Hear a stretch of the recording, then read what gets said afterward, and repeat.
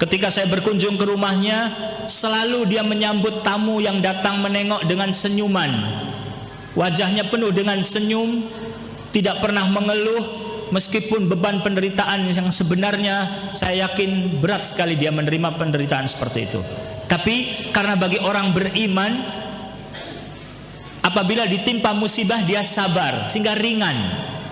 Beban yang berat pun terasa ringan karena dia tawakal kepada Allah. Yakin Allah itu sayang, tidak akan membebani kepada seseorang kecuali sesuai dengan kesanggupannya. Ayahnya juga tentu menyesal karena khilaf telah mendoakan keburukan. Ini juga pelajaran bagi kita semua, bagi para orang tua. Jangan sekali-kali mendoakan keburukan untuk anak-anak. Rasulullah SAW bersabda, salasu da'awatin mustajabat la syakka fihin. Ada 3 doa yang mustajab, tidak ada keraguan padanya. Da'watul walid ala waladihi, wa da'watul musafir, wa da'watul madlum. Doa orang tua atas anaknya, doa seorang musafir, dan doa orang yang dizalimi. Hadis riwayat Ahmad, Imam Bukhari dalam kitab Al-Adab Al-Mufrad, Imam Abu Dawud dan At-Tirmidzi. Hadis ini dihasankan oleh Syekh Al-Albani dalam kitab Sahih Jami' As-Saghir. Rasulullah SAW juga bersabda, la tad'u ala anfusikum, wa la tad'u ala auladikum, wa la tad'u ala khadamikum, wa la tad'u ala amwalikum, la tuwafiqu minallahi sa'ah yas'alu fiha ata'an fayastajibu lakum. Rawahu Muslim wa Abu Dawud wa Ibnu Khuzaimah fi sahihi. Janganlah kalian mendoakan keburukan atas diri kalian. Jangan kalian mendoakan keburukan atas anak-anak kalian. Janganlah kalian mendoakan keburukan atas pembantu atau karyawan kalian. Janganlah kalian mendoakan keburukan atas harta-harta kalian. Jangan sampai dia berdoa bertepatan dengan waktu yang mustajab, lantas Allah mengabulkannya. Hadis riwayat Muslim dan lainnya. Sehingga menjadi penyesalan.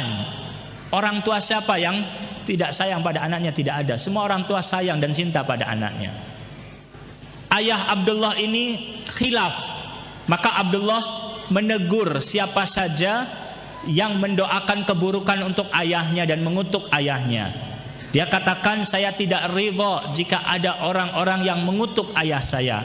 Dia adalah orang yang soleh, yang baik, selalu ibadah, rajin puasa di siang hari, rajin sholat malam di malam hari. Tapi dia manusia, bukan malaikat yang tidak punya salah. Dia khilaf. Dan dia khilaf pun sebabnya karena saya yang bandel. Sayalah yang memaksa orang tua saya untuk mendoakan keburukan pada saya. Oleh karena itu pun Abdullah berpesan kepada para remaja, kepada para anak, jangan sekali-kali memaksakan orang tua untuk berdoa keburukan kepada kalian.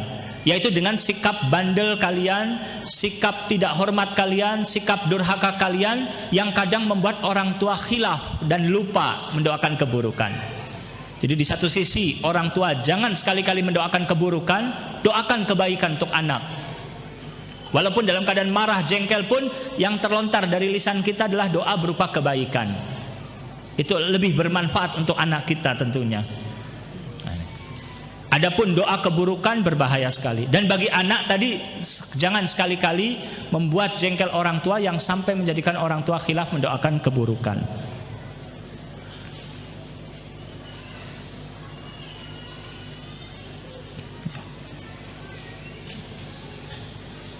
Titik tolak perubahan. Setelah Abdullah sakit dan sempat dirawat selama 4 tahun di rumah sakit, ada seorang sepupunya yang bernama Walid.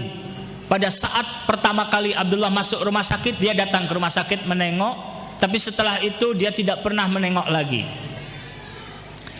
Pamannya, paman Abdullah, ayah dari Walid, paman Ahmad, rajin menengok Abdullah setiap hari Jumat. Setiap hari Jumat datang ke rumah sakit menengok. Dan sebelum berangkat ke rumah sakit selalu meminta anaknya untuk menemani dia, tapi anak itu mengatakan nanti saja ayah, lain kali saja. Tidak pernah mau. Sampai kejadian suatu saat Paman Ahmad ini keluar dari masjid, sholat berjamaah, keluar nyebrang jalan, ditabrak mobil, kemudian meninggal dunia. Semoga Allah merahmatinya. Anaknya yang bernama Walid sangat terpukul dengan kejadian musibah ini yang menimpa ayahnya yang dia sangat cintai. Yang tadinya dia jarang ke masjid, mulai dia rajin sholatnya ke masjid 5 waktu.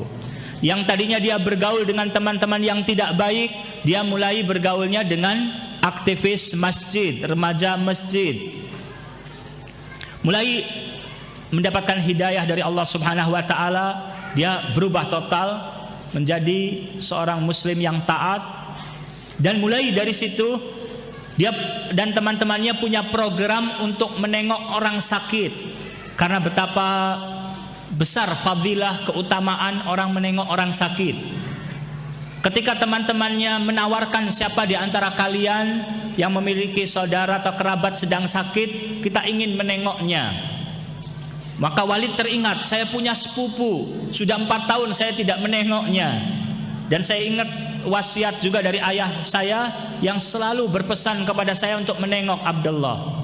Akhirnya mereka menengok Abdullah. Dan ini menjadi titik tolak perubahan pada Abdullah yang sejak sakit setelah 4 tahun pun masih belum banyak berubah. Masih kebiasaan merokoknya, jika ditengok oleh teman-temannya walaupun tidak ada, tangannya tidak bisa bergerak, dirokokkan oleh teman-temannya. Masih belum banyak perubahan, walaupun ada perubahan tapi belum total. Subhanallah, Allah berkehendak memberikan hidayah kepada Abdullah melalui sebab Walid ini sepupunya. Dengan sering menengok ke rumah Abdullah, memberikan nasihat, kadang juga dia memberikan pinjaman kaset-kaset ceramah yang akhirnya didengar oleh Abdullah, mulai lembut hatinya. Dan Walid pun sering membawa orang-orang lain menengok Abdullah.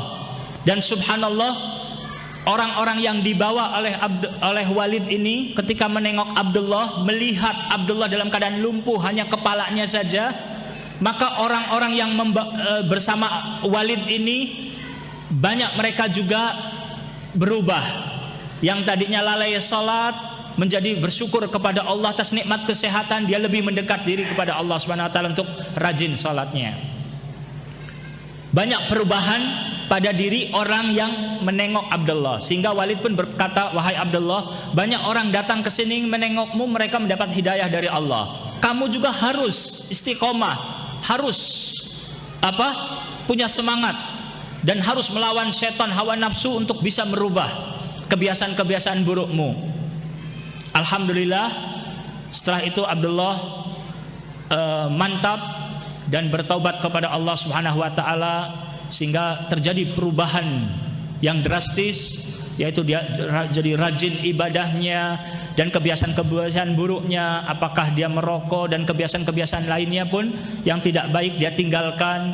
Dia mulai belajar Islam, apakah dibacakan ayat-ayat suci Al-Quran kepadanya, dan mulai para da'i, para ustadz datang menengok dia ke rumahnya, memberikan semangat, memberikan nasihat, memberikan ilmu, sehingga semangat Abdullah ini. Sehingga dia berpesan kepada manusia, pada kaum muslimin khususnya, janganlah mematahkan semangat orang yang sakit, dan jangan menganggap remeh perbuatan baik sedikit pun meskipun menengok orang yang sakit.